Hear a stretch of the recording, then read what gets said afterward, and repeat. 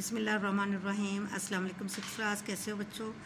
चलो बच्चे, आज हमारा ये काम है हेल्थ ऑफिसर के नाम दरख्वास्त बराए सफ़ाई। पहले हमने की थी सैर तफरीही मकाम की, प्रिंसिपल के नाम थी हमारी दरख्वास्त, और दूसरी दरख्वास्त है हमारी हेल्थ ऑफिसर के नाम सफाई के लिए। सबसे पहले हम लिखेंगे खिदमत जनाब हेल्थ ऑफिसर कॉरपोरेशन फैसलाबाद। उन्वान है इसका हेल्थ ऑफिसर के नाम दरख्वास्त बराए सफ़ाई। गुजारिश है जनाबे आली, गुजारिश है कि हमारे मोहल्ले की हालत ख़राब है। गंदगी के ढेर तमाम दिन गली कूचों में पड़े रहते हैं। बारिशों की वजह से जगह जगह जोहड़ बन चुके हैं। इनमें मच्छर परविश पा रहे हैं जिनसे बीमारियां फैलने का डर है। मेहरबानी फरमाकर सफाई का मुनासिब इंतज़ाम करें और मच्छर मार दवाएँ छिड़कने के अहकामात जारी करें।